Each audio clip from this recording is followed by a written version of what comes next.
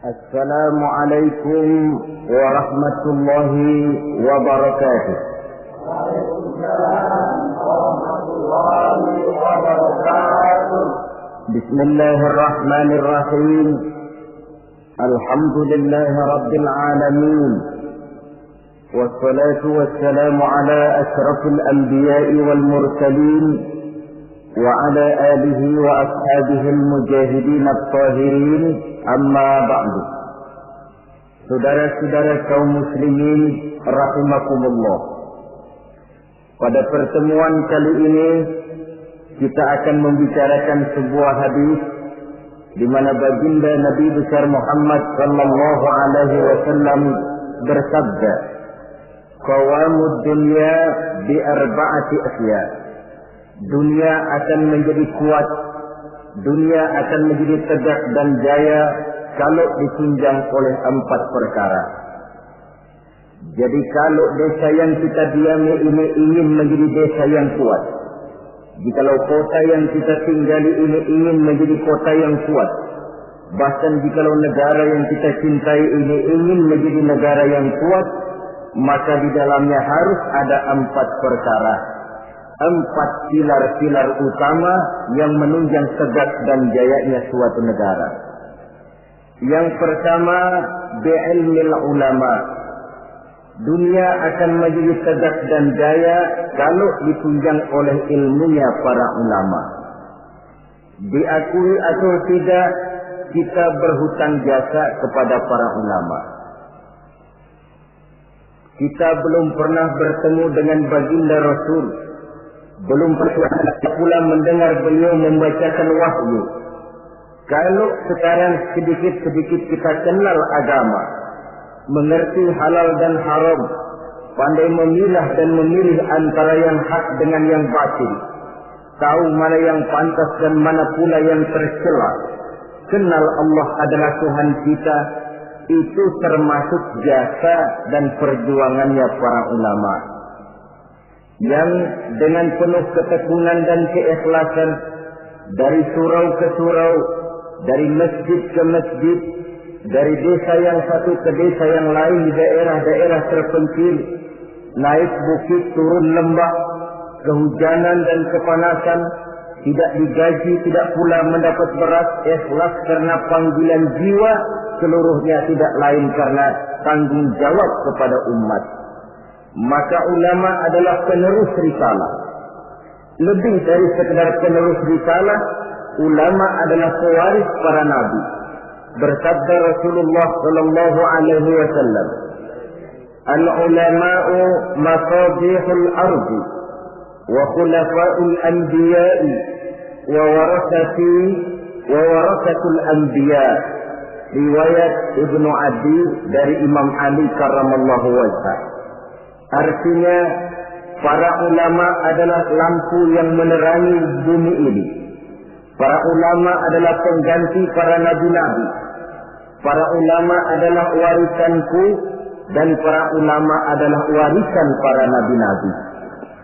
Saudara-saudara muslimin rahimakumullah. Alangkah tingginya martabat ini. Alangkah luhur dan mulianya jabatan ini. Para ulama adalah pewaris para nabi. Tetapi jabatan yang tinggi, mulia dan luhur ini bukanlah satu jabatan yang tanpa resiko. Karena kalau ulama adalah pewaris para nabi, kita tahu dari sejarah kehidupan para nabi-nabi terdahulu, tidak ada seorang nabi pun yang perjalanannya dalam mengembangkan risalah lurus dan bertabur bunga di kanan kirinya. Mereka menghadapi berbagai macam rintangan, halangan, fitnahan dan sebagainya dalam rangka menegakkan risalah. Maka kalau ulama adalah pewaris para nabi-nabi, mereka juga harus berani dan bisa mewarisi sifat yang dipunyai oleh para nabi-nabi terdahulu dalam mengemban misi risalahnya. Kita tahu dari sejarah misalnya, Nabi Zakaria dibunuh oleh karena tidak mau menghalalkan perkara yang telah diharamkan oleh Allah Subhanahu wa taala ketika dipaksakan oleh rajanya. Nabi Ayub alaihi salam dikucilkan oleh umatnya karena dianggap mengidap penyakit menular. Nabi Yusuf alaihi salam 9 tahun mendekam di dalam penjara karena tidak mau mengikuti bujuk rayu istri seorang pejabat tinggi. Nabi Ibrahim alaihi salam dibakar di tengah kobaran api yang menggunung karena tegak melaksanakan tugas risalahnya. Dan masih banyak lagi kisah-kisah para nabi yang lain yang merupakan cerminan betapa berat tugas mengemban risalah ini. Kalau para ulama adalah ahli waris Nabi, mereka harus berani korban nyawa seperti halnya Nabi Zakaria. Mereka harus siap dikucilkan oleh umatnya seperti halnya Nabi Ayub. Mereka harus siap mendekam dalam penjara seperti Nabi Yusuf. Dan kalau perlu, mereka harus siap dibakar untuk tegaknya suatu risalah seperti halnya Nabi Allah Ibrahim alaihi salam. Jangan cuma sekedar bangga dengan gelar pewaris para nabi, tetapi akhlak dan perjuangan, tuntunan dan perbuatan malah bertentangan dengan apa yang dicontohkan oleh para nabi. Ini namanya ahli waris gadungan.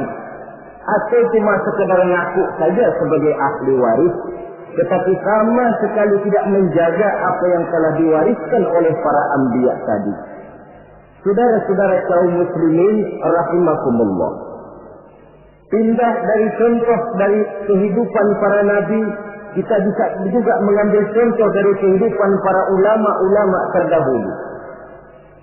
Beberapa yang bisa kita angkat ke permukaan, misalnya sejarah kehidupan dari ulama yang saleh dan zuhud, Sa'id bin Zubair. Ketika ia ditangkap oleh Hajjaj bin Yusuf yang menjadi gubernur di Irak ketika itu, Sa'id bin Zubair ini dituduh sebagai orang yang anti kepada dinasti Umayyah. Maka dia pun disidang oleh Raja Gubernur Hajjaj bin Yusuf ini. Sa'id bin Zubair sebagai ulama yang teguh pendirian ditanya oleh Hajjaj bin Yusuf, "Namamu siapa?" "Sa'id bin Zubair." "Tidak," kata Hajjaj, "namamu bukan Sa'id bin Zubair, tapi namamu Sa'id bin Qusair." Dibaliknya nama itu, Sa'id bin Zubair artinya si bahagia, anak si teguh. Kalau Sa'id bin Qusair artinya si sempit bin si pecah. Kata Hajjaj bin Yusuf, "Celaka benar orang tuamu yang telah memberikan nama seperti itu kepadamu." Yang menentukan celaka dan bahagia seseorang itu cuma Allah, kata Sa'id bin Zubair. "Diam kamu," kata Hajjaj bin Yusuf. "Nanti saya lemparkan kamu ke neraka. Kalau memang kamu yang punya neraka, sudah sejak lama engkau saya jadikan Tuhan," kata Sa'id bin Zubair. "Menurut pendapatmu, Imam Ali di surga atau neraka?" kata Hajjaj bin Yusuf. "Cuma Allah yang menentukan seseorang di surga atau neraka," jawab Sa'id bin Zubair. "Menurut pendapatmu, khalifah yang 4 itu mana yang paling baik?" "Semuanya baik. Saya menghormati orang-orang saleh yang benar-benar bertakwa kepada Allah Subhanahu wa ta'ala." Merasa dengan cara kasar, Hajjaj bin Yusuf tidak sanggup mengubah prinsip dan pendirian Sa'id bin Zubair. Dirubahnya dengan cara yang halus. Ditawarkannya lah emas, intan dan berlian untuk Sa'id bin Zubair. Apa jawaban Sa'id? "Hai Hajjaj bin Yusuf, apakah harta benda yang engkau berikan kepada saya, emas, intan, berlian yang banyak ini, akan bisa menolak kesengsaraan akhirat? Apa artinya gelimangan materi ini kalau saya harus masuk ke dalam neraka?" Kata Hajjaj, "Tidakkah kau mau minta ampun kepada saya? Lebih baik saya mohon ampun kepada Allah." "Baik, kalau memang itu pilihanmu, kamu terpaksa saya bunuh." Dibunuh pun keyakinannya tidak bergoyah. Ini contoh dari generasi terdahulu, seorang ulama yang saleh dan zuhud bernama Sa'id bin Zubair. Demikian juga Imam Malik, seorang imam mazhab, pada suatu saat beliau memberikan fatwa bahwa tolak dari seorang suami terhadap istrinya dalam keadaan dipaksa, maka tolaknya itu tidak sah. Begitu juga sumpahnya orang yang terpaksa, sumpahnya pun tidak sah. Yang jadi gubernur di kota Madinah pada waktu itu ialah Ja'far bin Sulaiman Al-Hashimi. Dia tidak senang kepada fatwa ini. Dimintanya Imam Malik untuk mencabut kembali fatwanya. Namun dengan tenang Imam Malik menjawab, saya tidak akan pernah mencabut fatwa yang saya yakin berdasarkan kepada Quran dan Sunnah ini. Apapun resiko yang saya hadapi, saya siap. Malah fatwa itu beliau sebarluaskan, akibatnya Imam Malik ditangkap. Kemudian dihukum berat, dicambuk 70 kali. Sampai pun dikala hendak ajal, bekas cambukan itu masih nampak di punggung beliau yang mulia ini. Saudara-saudara, ketika hal ini diadukan oleh khalifah kepada khalifah, yaitu Abu Mansur, maka Imam Malik dipanggil oleh beliau. Apakah kau ingin membalas perlakuan gubernur Madinah yang sewenang-wenang kepadamu? Jawab Imam Malik, saya tidak akan membalas. Begitu akhlak dari ulama yang teguh pendirian. Demikian juga Imam Ahmad bin Hanbal, yang karena teguh mempertahankan fatwa, prinsip dan pendiriannya, beliau mendekam dalam penjara bahkan sampai melampaui 3 masa kekhalifahan. Sejak Al-Ma'mun, Al-Mu'tasim sampai Khalifah Al-Wasir. Ada satu contoh lagi, Imam Nawawi rahimahullah. Beliau tinggal di negeri Syam yang diperintah oleh Raja Zahir Baibars. Suatu saat negeri Syam ini dihantam oleh musim kemarau yang panjang. Rakyat kelaparan, binatang ternak kelaparan, ditambah lagi oleh ancaman dari orang-orang barbar yang sangat mengancam keamanan negara pada waktu itu. Maka satu hari khalifah atau pemimpin Zahir Baibars ini mengumpulkan para ulama untuk meminta persetujuan mereka. Maksud raja ingin mengambil dana dari seluruh rakyat negeri Syam untuk biaya perang mempertahankan negara dari kemungkinan serangan kaum barbar. Sebagian besar para ulama pada waktu itu tertunduk, hanya bisa menyetujui apa yang dikomandokan oleh rajanya ini. Lain dengan Imam Nawawi rahimahullah. Beliau dengan tenang menjawab, Tuan Raja, saya bukan tidak setuju untuk mengambil pajak biaya dari rakyat untuk membiayai perang. Tetapi saya melihat rakyat kita ini sekarang sedang susah dan sengsara. Musim kemarau panjang, binatang ternak mati, rakyat kita sudah cukup susah. Menurut pendapat saya, kata Imam Nawawi, lebih baik tuan-tuan sajalah yang mengeluarkan biaya. Tuan dulu adalah budak dan belum memerdekakan diri tuan. Tuan juga mempunyai budak-budak belian, mempunyai dayang-dayang yang mereka itu berpakaian mewah, bertahtakan emas, intan, berlian. Daripada rakyat kecil yang kita peras, Tuan Raja, lebih baik anggota kerajaan saja yang sudah cukup menikmati kekayaan. Rakyat yang sudah kadung sengsara, jangan ditambah lagi kesengsaraannya. Raja tentu melotot. Kata raja, Tuan Imam, tidak pantas Tuan bicara macam itu di majelis ini.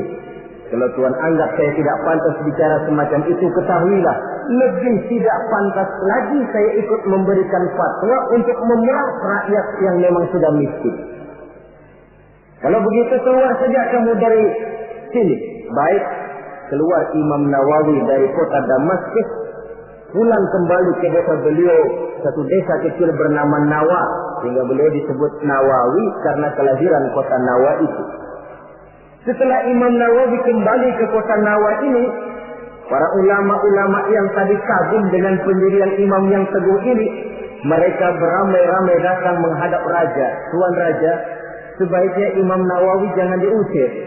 Sebaiknya minta beliau kembali tinggal ke Damaskus, di Damaskus, karena beliau tempat kami bertanya, beliau tempat kami mengadu, beliau pergi kami merasa kehilangan sekali. Raja yang memang marahnya sudah reda, akhirnya membentuk satu panitia, memanggil kembali Imam Nawawi masuk ke kota Damaskus dengan segala kebesaran akan disambut. Apa jawab Imam Nawawi? Selama Raja Zahir Baibas masih tinggal di kota Damaskus, saya tidak akan pernah masuk ke kota Damaskus. Kalau dia sudah keluar dari sana, saya akan baru masuk ke kota Damaskus. Ini satu contoh dari ulama yang teguh memegang prinsip dan pendirian. Demikian juga halnya nasib yang menimpa Ibnu Taimiyah, yang mendekam dan meninggal dalam penjara. Nasib Abdul Qadir Audah, Sayyid Qutb, Hasan Al-Banna, ada yang meninggal dalam penjara, ada yang gugur di tiang gantungan. Seluruhnya tidak lebih karena membela dan mempertahankan satu prinsip, keyakinan dan pendirian. Inilah sikap mental dari yang namanya pewaris para anbiya. Jadi jangan cuma tergoda dengan satu kebesaran tapi tidak mengerti apa makna kebesaran yang kita sandang itu. Saudara-saudara kaum muslimin rahimakumullah. Dengan demikian maka ulama memang ahli waris para nabi.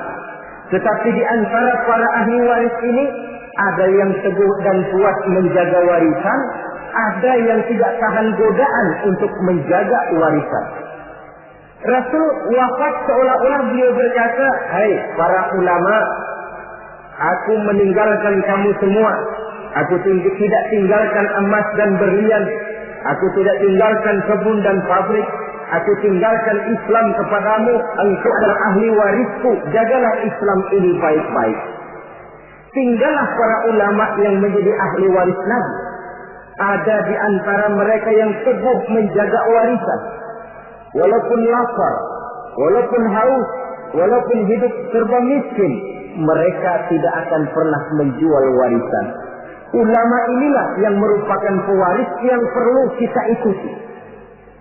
Walaupun seperti yang disabdakan Nabi, "Sayati ala ummati zamanun al-qabidu ala dinihi kal-qabid ala jamrah." Akan datang satu zaman di tengah umatku, di mana pada zaman itu orang yang kuat dan teguh memegang agama seperti memegang bara di tangan. Dipegang, tangan terbakar, dilepas bara terbuang. Ulama yang teguh menjaga warisan Nabi tidak goyah prinsip keyakinan dan pendiriannya bagaimanapun panasnya dia memegang agama. Sebaliknya di pihak lain ada juga para ulama yang setelah diwariskan Islam oleh Nabi ini, mereka tidak tahan penderitaan, mereka tidak tahan lapar, mereka tidak tahan haus. Daripada tidak punya apa-apa, kan lebih baik punya apa-apa. Daripada kelaparan, kan lebih baik kenyang. Ini ada warisan Nabi bernama Islam, jual saja warisan ini. Maka dijualnya warisan tadi. Turunlah dia dari pewaris Nabi menjadi bekas pewaris dari para nabi-nabi. Saudara-saudara kaum muslimin, ini termasuk dalam hadis yang diriwayatkan oleh Imam Hakim dari Anas, bersabda Rasulullah sallallahu alaihi wasallam, "Wailun li ummati min ulama'is su'i yattakhiduna hadzal ilma tijaratan yadha min umara'i zamanihim rabhan li anfusihim la arbahallahu tijaratahum."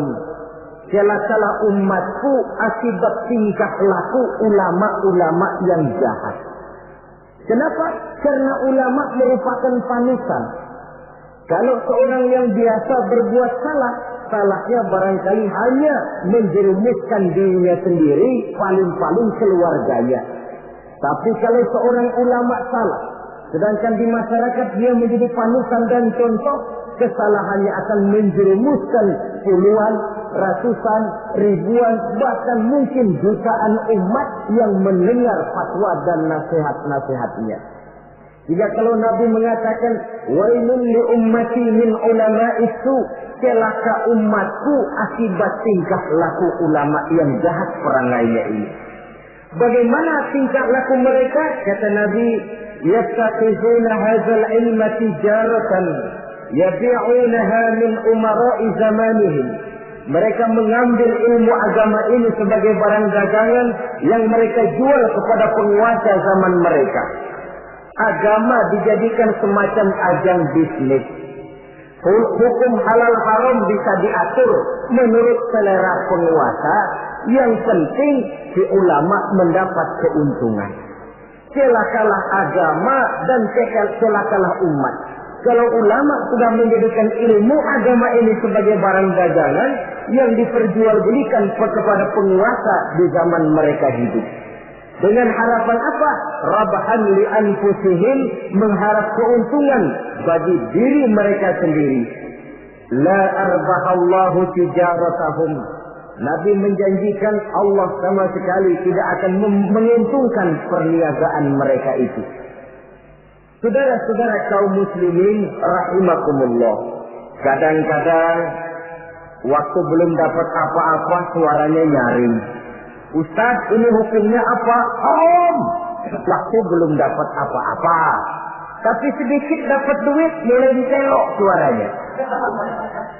Yang tadinya bilang nyata-nyata haram, sekarang halal.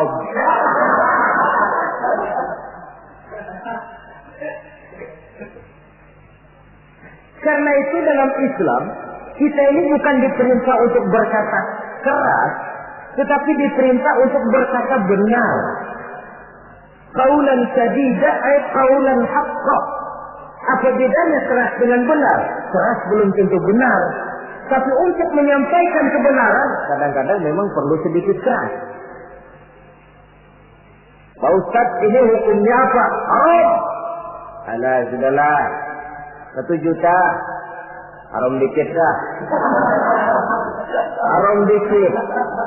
Kalau 2 juta dikasih, bisa jadi halal itu. Itu keras tapi tidak benar. Yang dimaksud ucapan yang benar, ini hukumnya apa Pak? Haram. Bagaimana kalau 1 juta? 2 juta juga haram. Sekali haram, selamanya tetap haram. Itu ucapan yang benar, bukan cuma sekedar keras tapi macam kerupuk. Sedikit kehujanan sudah kerpek-kerpek nggak keluar. Saudara-saudara kaum muslimin rahimakumullah. Karena ulama adalah penerus risal. Karena ulama adalah pewaris para nabi. Maka kesalahan para ulama mempunyai dampak dan resiko yang sangat besar. Sebab kesalahan itu akan diikuti oleh umat. Sehingga benar kalau Nabi katakan wailun li ummati min ulama'i su. Celaka umatku akibat tingkah pola dari ulama-ulama yang jahat ini. Malu kita kalau bercermin dari kepribadian macam ulama Sa'id bin Jubair. Malu kita kalau mencontoh kepada Imam Malik, kepada Imam Ahmad bin Hanbal, kepada Imam Nawawi. Maka membaca sejarahnya Ibnu Taimiyah, Abdul Qadir Audah, Sayyid Qutb, Hasan al-Banna dan para ulama-ulama terdahulu yang mereka menghadapi dinding penjara, mereka menghadapi caci maki dan pengusilan, bahkan mereka menghadapi tiang gantungan karena teguh mempertahankan keyakinan dari agama yang dianutnya ini. Maka kepada adik-adik saya para santri di pondok-pondok pesantren, kepada sahabat-sahabat yang tengah menekuni dan mendalami agama, yang pada waktunya akan menerima estafet meneruskan perjuangan para ulama, siapkan mental bahwa menjadi pewaris para nabi artinya menjadi manusia yang satu saat siap untuk susah, siap untuk melarat, siap berhadapan dengan caci maki umat, siap untuk dikucilkan, siap mendekap di dalam penjara, bahkan siap menghadapi tiang gantungan.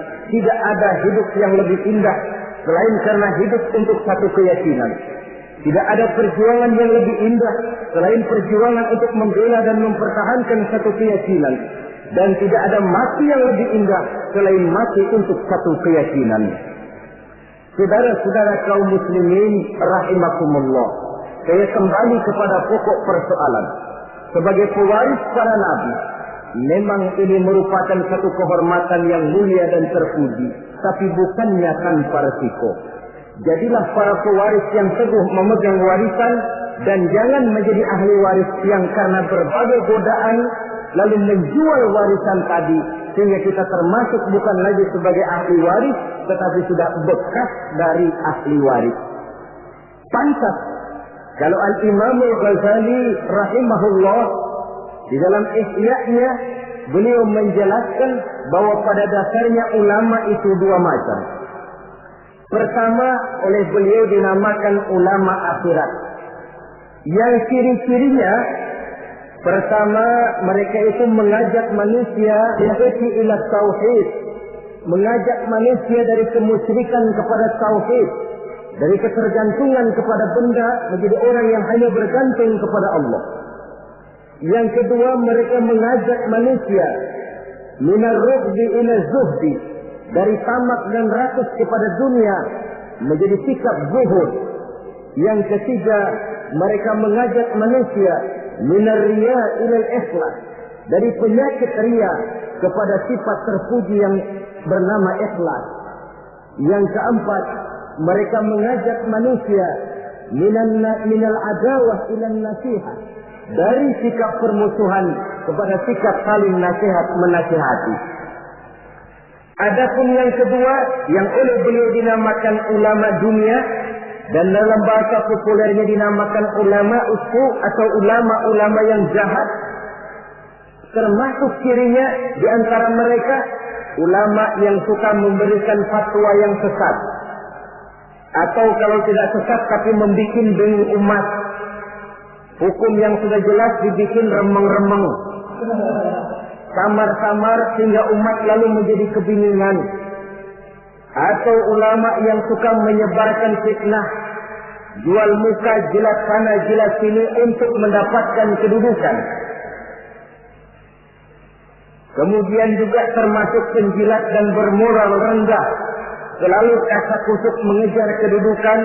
Kalau perlu menggunting dalam lipatan, menjegal kawan seiring tidak jadi soal asal dia bisa naik ke atas. Karena itu, sungguh pun kita diperintahkan untuk mengikuti ulama. Marilah mengikuti ulama yang benar-benar teguh menjaga dan memelihara warisan dari para nabi ini. Dengan begitu, maka kita sudah berpegang kepada pesan Allah Subhanahu wa taala dalam Al-Qur'an, "Fa in tanaza'tum fi syai'in farudduhu ila Allah wa rasulih." Apabila kamu berbeda pendapat tentang suatu perkara, kembalikan kepada Allah dan Rasulnya. Artinya, kembalikan kepada Quran dan Sunnah. Maksudnya, kembalikan kepada orang yang mengerti tentang Quran dan Sunnah, yaitu para ulama. Dalam bentuk yang lebih tegas Allah katakan, "Fas'alu ahla dzikri in kuntum la ta'lamun." Apabila kamu memang tidak mengetahui, maka bertanyalah kepada mereka yang tahu. Termasuk dalam masalah-masalah agama, ulama-lah tempat kita bertanya. Saudara-saudara kaum muslimin rahimakumullah, mengambil hukum langsung dari Quran dan Sunnah sepenuhnya tidak dilarang, asal saja orang tahu diri. Tahu diri macam mana? Kalau saudara dari Jakarta akan berangkat ke Surabaya, mobil punya, mesin ngerti, SIM STN komplit, peraturan lalu lintas tahu, jalanan Jakarta Surabaya pun hafal, silahkanlah berangkat sendiri. Insya Allah selamat. Tapi kalau saudara mobil saja tidak punya, peraturan lalu lintas pun tidak tahu, jalanan Jakarta ke Surabaya lewat mana saudara sepenuhnya juga tidak tahu, saya yakin lebih aman kalau saudara naik kereta. Ikut masinis yang memang Jakarta Surabaya sudah jalanannya tiap hari. Itu sebabnya seorang ulama besar macam Imam Nawawi rahimahullah, ketika satu hari seorang santrinya datang, kata santrinya ini, kenapa? Tuan ini allamah, bahrul ulum, lautan ilmu, hafaz Quran, hafaz ribuan hadis, mengarang kitab-kitab besar. Kenapa tidak bikin mazhab sendiri saja? Imam Nawawi dengan penuh tawadhu menjawab, maaf, saya lebih aman ikut kepada Imam Syafi'i. yang hafaz Quran, yang hafaz ribuan hadis, yang mengarang kitab-kitab besar, masih merasa dirinya lebih aman mengikuti Imam Syafi'i. Ini akhlak. Saya khawatir kalau saudara tidak tahu jalanan Jakarta Surabaya, lalu berangkat sendiri, kemungkinan sesatnya 80%. Mau berangkat ke Surabaya, tahu-tahu jebulnya bisa di Gunung Kidul. Kalau cuma sekedar saudara yang sesat, barangkali resikonya pribadi. Tapi untuk menyesatkan orang, inilah yang jadi masalah. Kita di awal tadi saya katakan belum pernah bertemu Rasul. Kalau saya ditanya orang, Dara Zainuddin, kau sholat menurut cara apa? Saya jawab cara yang diajarkan oleh guru saya. Gurunya, ya dari gurunya. Gurunya dari gurunya lagi. Terus sambung menyambung sampai kepada Imam Syafi'i. Imam Syafi'i dari mana? Dari gurunya. Imam Malik atau Imam Waqi'. Imam Malik dari gurunya, dari gurunya, dari gurunya sampai kepada tabi'ut tabi'in. Tabi'ut tabi'in tentu dari tabi'in. Tabi'in tentu dari sahabat. Sahabat dari Nabi. Nabi dari Jibril. Jibril dari Allah Subhanahu wa ta'ala. Sengkolnya sih tetap di sana. Cuma sambung menyambung secara mutawatir sampai kepada kita sekarang ini. Ayat Quran elastis. Dibawa kemanapun dia mau, tergantung niat baik dari orang yang mentafsirkannya. Kalau dia ditafsirkan oleh orang yang tidak memenuhi persyaratan untuk menafsirkannya, bukan mustahil terjadi manipulasi ayat untuk kepentingan pribadi. Inilah yang tidak diinginkan dan inilah yang dikhawatirkan. Oleh karenanya, ulama merupakan ahli waris dari para nabi dan kita menjadi ulama yang benar-benar teguh menjaga dan memegang warisan tadi. Tetapi kalau warisannya sudah tidak ada lagi, maka tidak usah mengikuti yang semacam itu. Ini pernah disabdakan oleh Rasulullah Sallallahu Alaihi Wasallam dalam hadis yang diriwayatkan oleh Imam Baihaqi. Beliau bersabda, "Yusifu an ya'tiya 'ala an-nasi zamanun la yabqa min al-Islam illa ismuh, wa la yabqa min al-Qur'an illa rasmuh. Masajiduhum 'amiratun wa hiya qarabun min al-huda. Ulama'uhum sarrun man tahta adil as-sama' min 'indihim takhrujul fitan wa fihim ta'udu." Pada satu saat kata Nabi, akan datang di tengah masyarakat manusia, di mana pada zaman itu la yabqa minal Islam illa ismuh. Akan datang satu masa di mana pada masa itu Islam ada tapi cuma sekedar tinggal namanya saja. Islam ada tapi cuma tinggal nama saja. Bahasa Jermannya nama doang. Tapi ajaran Islam tidak pernah nyata dalam kehidupan sehari-hari. Nama Islam, perbuatan tidak Islam lagi. Kadang-kadang namanya Muhammad Mukmin, perbuatannya nyolong ayam. Islam ada tapi cuma sekedar tinggal nama saja. Wala yabqa minal Qur'an illa rasmuh. Quran pun ada tapi cuma sekedar tulisannya saja. Ada Quran tapi cuma tulisan. Paling banter di musabaqah kan. Ya masih lumayan lah. Tapi kan yang lebih penting sebenarnya adalah bagaimana mengusahakan musabaqah pengamalan ajaran Quran. Masajiduhum 'amiratun. Masjidnya megah, masjidnya mentereng, masjidnya mewah. Wa hiya qarabun minal huda, tapi kosong dari hidayah. Masjid tidak lebih seperti museum, besar, anggun, tapi sepi, tempat menyimpan benda-benda kuno. Itu nasib masjid di zaman itu, di mana Islam cuma tinggal nama, Quran cuma tinggal tulisan. Masjid besar, tapi ajaran Islam tidak terpancar dari sana. Masjid yang besar nasibnya bak museum saja. Tidak lagi berfungsi seperti masjid di zaman Rasul. Di zaman baginda Rasul, di masjid beliau mengajar umat, di masjid beliau bermusyawarah, Di masjid beliau mengatur negara. Di masjid beliau mengatur strategi perang. Masjid merupakan pusat kegiatan umat. Suatu zaman nanti kata Nabi akan datang di mana masjid ada, besar, megah, dibangun dengan biaya besar, tapi kosong dari hidayah. Tidak ada lagi nur ilahi yang terpancar di dalamnya. Na'udzubillah. Di zaman itu ulama'uhum syarrun man tahta azimis sama. Ulama-ulama mereka adalah yang terjahat yang ada di bawah kolong langit ini. Min indihim takhrujul fitan wa fihim ta'ud. Dari mulut mereka keluar fitnah dan akibatnya kepada mereka juga fitnah itu kembali. Inilah satu zaman yang kita khawatir dan kita berlindung kepada Allah jangan menemui masa semacam itu. Saudara, orang-orang yang anti-Islam sekarang ini, mereka tidak mungkin menghantam Islam dengan mengirim satuan militer. Kita dengan strategi sekali. Caranya bagaimana? Pertama, pisahkan umat dari ulamanya. Kalau itu berhasil, tanamkan keraguan kepada sunnah. Kalau itu pun sukses, mereka masuk kepada tujuan yang paling inti, tanamkan keraguan kepada Quran. Disadari atau tidak, diakui atau tidak, 3 sistematik ini secara bertahap mulai diterapkan orang di tengah kehidupan kita.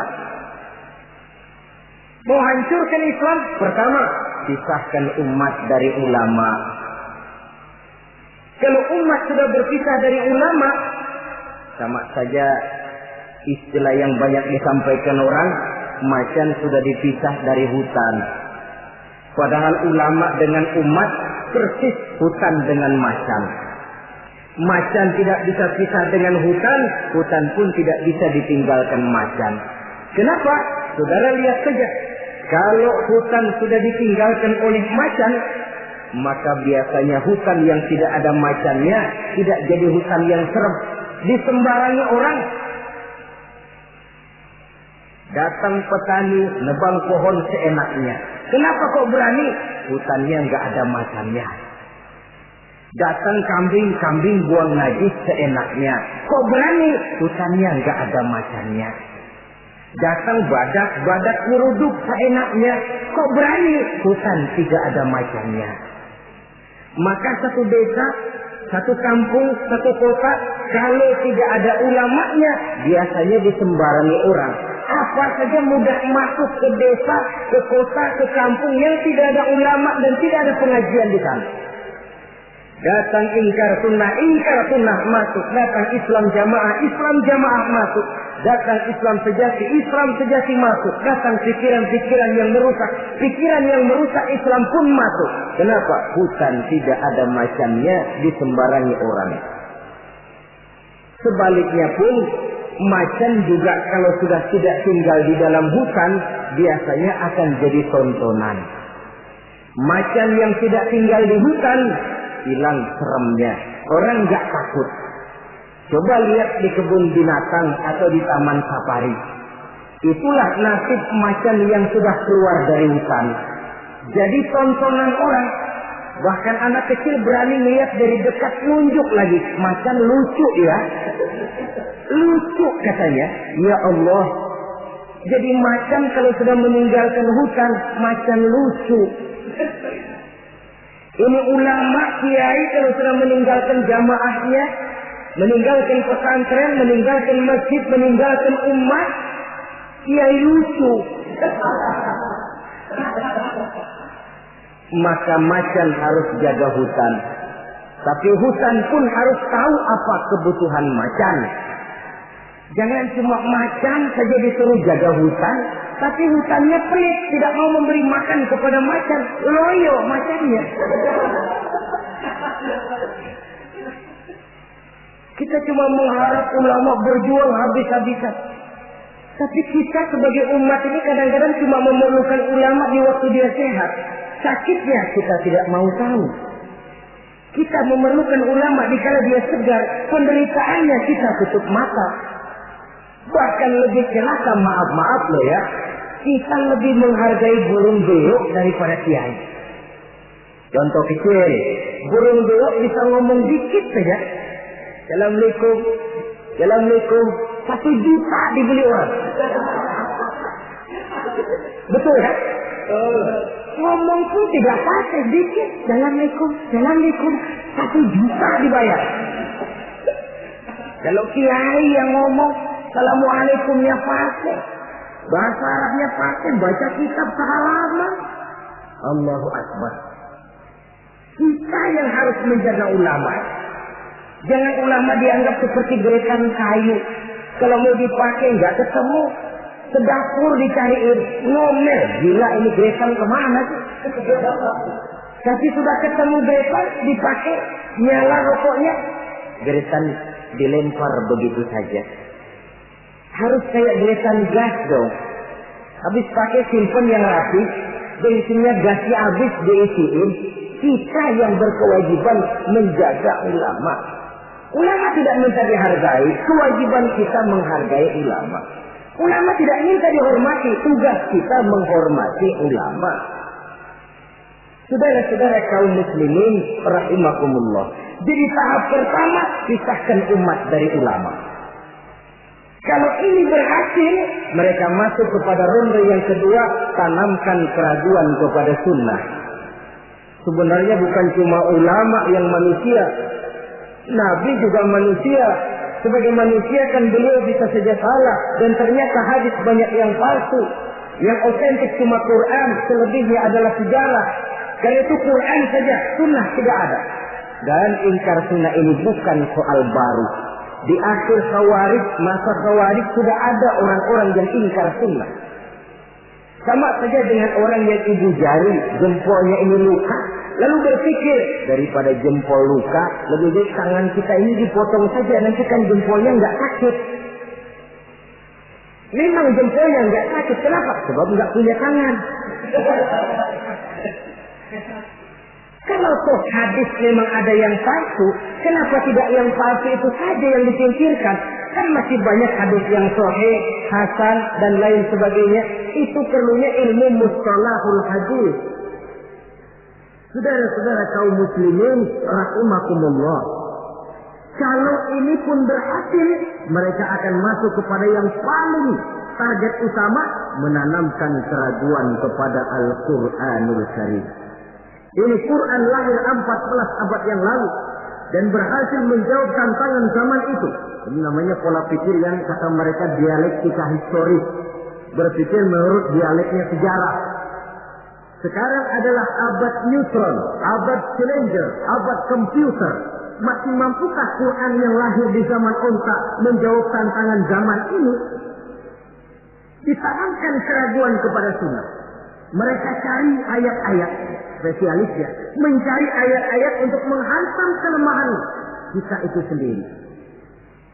Saudara-saudara, sistematiknya begitu. Dipisahkan kita dari ulama, ditanamkan keraguan kepada sunnah, dan klimak paling puncak ditanamkan keraguan kepada Al-Qur'anul Karim. Nah, masalahnya sekarang tentang kisah dan ulama. Orang makin mengakui bahwa ulama sekarang ini sudah merupakan jenis makhluk langka. Bahkan barangkali sudah harus dilindungi dari kepunahan. Kenapa ulama makin langka? Pertama, ulama ini, orang jadi ulama itu bukan dapat SK dari pemerintah atau aparat-aparatnya, tidak. Ulama itu lahir karena legitimasi umat, pengakuan umat. Ilmunya diakui, akhlak, ibadah dan perjuangannya jadi panutan, umat lalu memberikan gelar kiai ulama. Oleh karena itu dia dikatakan pemimpin non formal. SK-nya di tangan umat, maka tidak kenal pensiun. Apa pernah saudara dengar ada pensiunan kiai? Anu loh Pak, dia itu dulunya kiai besar, sekarang sudah pensiun. Kalau yang pejabat mantan itu banyak, mantan camat, mantan gubernur, mantan menteri, tapi mantan ulama, na'udzubillah. Sebab kalau sudah soal mantan, soal bekas, mending bekas maling loh daripada bekas kiai. Sebab apa? Bekas maling ada harapan jadi ustaz. Tapi bekas kiai, jangan-jangan maling itu. SK-nya di tangan umat. Karena itu akar seorang ulama, akar seorang kiai ke bawah, bukan ke atas. Kalau kerjanya cuma menjilat ke atas, ke bawah dilupakan, satu-satu dia tidak akan terpakai.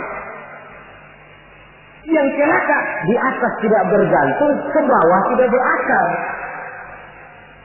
Loyalitas seorang ulama, titik berat perjuangan ulama, ke umat, bukan ke atas. Kalau ke atas targetnya, dia bisa pensiun. Kalau pensiun datang, sedangkan umat sudah kadang mencorengnya, itu namanya ke atas tidak bergantung, ke bawah tidak berakar. Jadilah si ulama eceng gondok. Tahu eceng gondok? Tanaman yang tidak, ya walaupun ada akarnya tapi nyambang. Kemana dia mengalir? Kemana dia bergerak? Ya kemana air mengalir. Air ngalor, air ngidul. Tidak punya satu prinsip yang teguh. Kemana air bergerak, ke sana dia pergi. Itulah sebabnya sulit sekali langkah ulama itu, karena seleksi umat, seleksi sosial ini ketat. Saudara hadirin yang saya hormati, jadi penyebab kelangkaan yang pertama karena ulama itu melalui seleksi sosial. Legitimasinya di tangan umat, SK-nya umat. Maka ulama saya katakan tadi tidak pernah kenal pensiun dan tidak terikat PGPN, peraturan gaji pegawai negeri. Ulama itu terikat oleh PGPT, peraturan gaji pegawai Tuhan. Jam kantornya 24 jam. Kapan umat perlukan, dia mesti berangkat. Di sisi lain, ulama memang seperti benda keramik. Makin tua, makin antik, makin dikejar orang, makin mahal harganya. Tuh, barang-barang keramik peninggalan dinasti Ming. Itu kan ratusan tahun yang lalu. Makin tua, makin dikejar dan diburu orang, makin mahal harganya. Saudara-saudara kaum muslimin rahimakumullah. Yang kedua memang kurangnya minat orang untuk belajar agama. Pendidikan agama di mata umat Islam anak tiri. Orang tua muslim tidak bangga memasukkan anaknya ke madrasah, ke pondok-pondok pesantren atau ke sekolah-sekolah yang bernafaskan agama. Nasib madrasah, pesantren, anak tiri. Kadang-kadang yang lebih parah, pesantren dianggap penampungan anak nakal. Kalau anaknya udah sangar, tukang berantem, sudah kirim ke pondok saja kali jadi baik. Kirim ke pondok. Kayaknya pondok cuma penampungan anak-anak nakal saja. Ada kesan anak tiri kan tidak bangga anak masuk madrasah. Latar belakangnya apa? Latar belakangnya karena pemikiran perut. Sekolah sama dengan ijazah, ijazah sama dengan lapangan kerja. Kalau tidak jadi pegawai negeri, mati. Pola pemikiran perut. Timbul masalah. Kalau anak masuk pesantren apa nanti bisa masuk kerja di Pertamina? Apa kalau masuk sanawiyah nanti bisa diterima di Departemen Keuangan? Pola pemikiran perut. Kadang-kadang orang tua muslim itu masukkan anak ke madrasah biasanya alternatif terakhir. Kalau sekolah umum di sana sudah tidak terima, sekolah sana penuh, sekolah sini tutup, baru ke madrasah. Itu pun nggak bangga. Ditanya temannya, anaknya sekolah di mana Pak? Anak saya mah daripada nggak sekolah. Coba lihat, daripada nggak sekolah katanya. Habis dimasukin kemana? Saya masukin ke madrasah.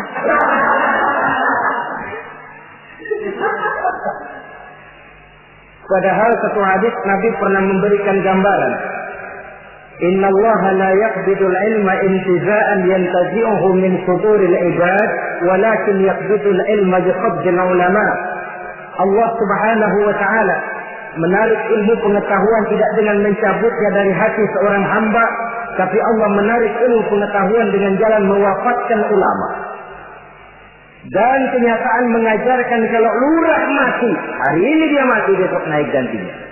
Camat meninggal, lusa dilantik gantinya. Jenderal wafat, tahun depan minggu depan naik gantinya.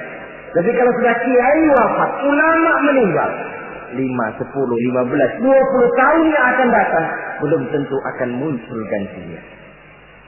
Saudara-saudara kaum muslimin rahimakumullah.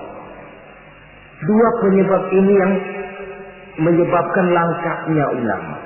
Di antara yang langka itu pun lebih langka lagi yang teguh dan kuat memegang warisan. Oleh karenanya kita mempunyai pengharapan yang besar. Apalagi seorang ulama tidak mutlak harus muncul dari pondok pesantren. Mungkin saja dari perguruan tinggi umum yang diimbangi dengan mengaji, mendalami kitab-kitab agama dari ulama-ulama terkemuka, hingga dia bisa memadukan antara kemampuan intelektualnya dengan bimbingan keagamaan, berpadu nur ilahi dengan kemajuan sains, menjadi teknokrat yang berjiwa agama dan berilmu agama.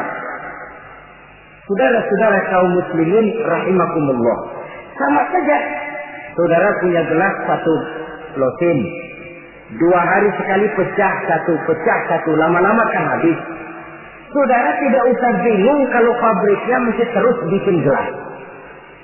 Sebaliknya, saudara punya gelas satu gudang, 1 hari sekali pecah satu, lama-lama habis kan. Pabriknya sudah kadang berhenti bikin gelas. Begitu gelas saudara habis, pabriknya berhenti bikin gelas. Kira-kira di mana kita minum?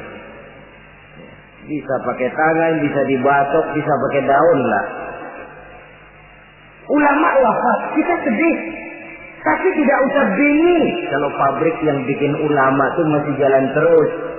Apakah itu majelis taklim, pondok-pondok pesantren, pembinaan keagamaan secara intensif. Karena memang makin ke depan tantangan ini makin tidak ringan. Diperlukan ulama-ulama yang sanggup menjawab tantangan zamannya, karena menyampaikan Islam berarti memberikan jawaban Islam terhadap masalah-masalah kehidupan. Saudara-saudara kaum muslimin rahimakumullah. Sebuah riwayat ingin saya sampaikan menutup uraian yang singkat ini. Di zaman Bani Israel, hiduplah 7 orang ulama yang masih muda-muda. 7 orang ulama yang masih muda ini mereka teguh dan kuat memegang agamanya, walaupun mereka tinggal di masa pemerintahan yang zalim dan memusuhi mereka. Mereka tidak goyah barang sedikit pun. Kemana ulama yang 7 orang ini pergi dakwah, mereka dicaci maki, dikejar-kejar, difitnah. Nah, ulama yang 7 orang ini diikuti dengan setia oleh seekor anjing. Kemana ulama yang 7 pergi dakwah, anjing ikut. Ulama yang 7 orang dikejar-kejar, anjing diuber-uber. Ulama yang 7 orang dicaci maki, anjing diomelin. Ulama yang 7 orang dilontari dengan batu, anjing pun disambitin dengan batu sampai patah kaki depannya si anjing karena setia mengikuti ulama yang 7 orang itu. Akhirnya 7 orang ulama dan seekor anjing ini mereka uzlah, sembunyi dan nyepi dalam sebuah gua. Mereka tidur di dalam gua itu 309 tahun lamanya, yang dikenal dalam Al-Quran dengan peristiwa Ashabul Kahfi. Ringkas cerita, nanti di akhirat, dikala setiap orang sibuk dengan urusannya masing-masing, sehingga sangat boleh jadi saudara tidak sempat memikirkan saudaranya, istri tidak sempat memikirkan suaminya, bapak tidak sempat memikirkan anaknya. Tiap orang sibuk dengan urusan masing-masing. Dalam suasana sibuk macam itu, tiba-tiba terdengar pengumuman dari bawah aras. Pengumumannya kalau bahasa kita begini. Pengumuman ditujukan kepada penduduk padang mahsyar, sebentar lagi 7 orang ulama akan masuk surga. Hadirin diminta supaya berdiri. Kagum penduduk mahsyar, Masya Allah siapa orangnya. Kita dihisab saja belum, ini sudah diperintahkan masuk surga tanpa dihisab. Diri mereka mau lihat. Rupanya 7 orang ulama itu. Seorang demi seorang, 1, 2, 3, 4, 5, 6, 7. Sudah 7 dikira selesai. Paling belakang anjing. Rucuk. Mau masuk ke surga. Sampai di pintu surga ditutup. Tetap. Mau kemana anjing? Ke surga, Pak. Tidak boleh. Pokoknya saya mau ke surga. Pokoknya nggak boleh. Kalau nggak boleh saya minta diadili, Pak. Apa sebabnya nggak boleh? Diadili? Iya, Pak. Baik. Dibuka pengadilan darurat. Karena memang di surga itu adil. Di dunia ini pengadilan banyak, keadilan susah. Saudara-saudara, diadili si anjing. Hasil pengadilan memutuskan anjing tidak berhak masuk surga. Naik banding. Anjing, kenapa kamu merasa berhak masuk surga? Saya, Pak, waktu di dunia setia mengikuti ulama yang 7 orang itu, Pak. Kemana mereka pergi dakwah saya ikut. Mereka dikasih mati, saya diomeli. Mereka dikejar-kejar. Ini kaki depan saya pakai ngikutin dia tuh, Pak. Masa mereka enak-enakan ke surga, saya ditinggal di sini, saya menuntut keadilan. Akhirnya turun perintah Allah. Ridwan, ada khilhul jannah. Ridwan, masukkan si anjing ke dalam surga. Perintah dari Allah. Jadi di antara binatang yang masuk surga itu nanti, selain ontaknya Nabi Soleh, semutnya Nabi Sulaiman, hudhudnya Sulaiman, termasuk anjingnya Ashabul Kahfi. Logikanya, kalau anjing saja setia ikut ulama bisa sampai ke surga, dia masuk iya manusia. Ikut ulama tidak masuk surga, oke. Asal ikutnya betul-betul ikut, yang diikuti betul-betul ulama. Kalau ikutnya ikut-ikutan, yang diikuti pun ulama-ulamaan, saya takut nanti dapat surga-surgaan. Saudara-saudara kaum muslimin rahimakumullah, itulah sebabnya di tengah keawaman kita ini yang pengetahuan yang serba terbatas, kita perlu mengikuti ulama yang benar-benar pewaris para anbiya. Inilah saja, insya Allah pada pertemuan berikutnya akan kita bicarakan pilar yang kedua. Terima kasih atas perhatian. Mohon maaf atas segala kekurangan. Wassalamualaikum warahmatullahi wabarakatuh. Waalaikumsalam warahmatullahi